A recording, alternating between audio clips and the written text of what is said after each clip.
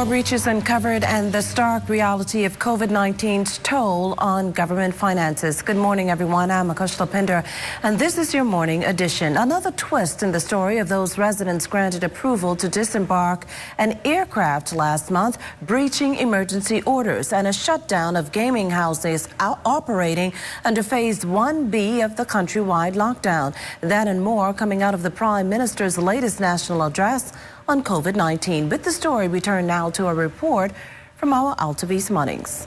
Prime Minister the Most Honorable Dr. Hubert Minnis welcomed home the 183 Bahamians who returned to New Providence and Grand Bahama last Friday during a joint government agency exercise.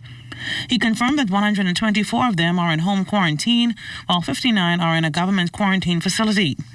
The Prime Minister indicated that officials discovered after the aircraft landed that a passenger on the flight to Grand Bahama tested positive for COVID-19. We are investigating to see how the individual was allowed to board that flight.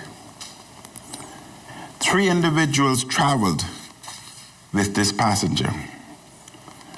All 4 of these individuals have been tested again upon arrival, and we are awaiting the test results.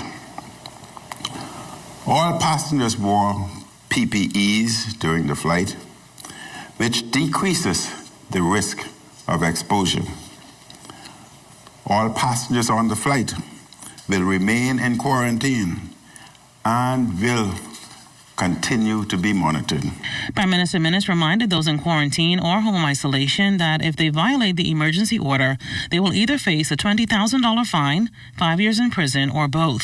He also noted that those Bahamians who are still abroad and could not come home were assisted with accommodations and food by diplomatic officials. He also confirmed that 6 individuals, 2 Bahamian citizens, 1 permanent resident, and 3 work permit holders were allowed to enter the Bahamas under the emergency order.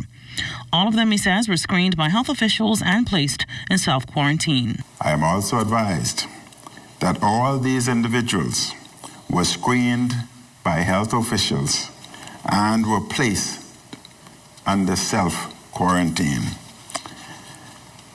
One of those Bahamians was permitted to exit the country and to re-enter the Bahamas after medical care over the course of a 24-hour period.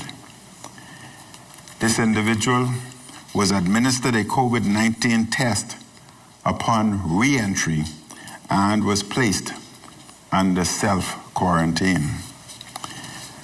The second Bahamian obtained the COVID-19 test prior to entry and was also placed under self-quarantine. 1 permanent resident was permitted entry who obtained a COVID-19 test prior to arrival and was placed under self-quarantine. The Prime Minister said 2 of those individuals worked with Bahamas Power and Light Company, while another was hired as an engineer on a private island. The Prime Minister then listed the requirements for Bahamians wanting to return home once approval has been granted by the Civil Aviation Authority. He stated that those Bahamians must first register at a Bahamas embassy or consulate and then obtain a COVID-19 molecular swab test with a negative result before permission is granted.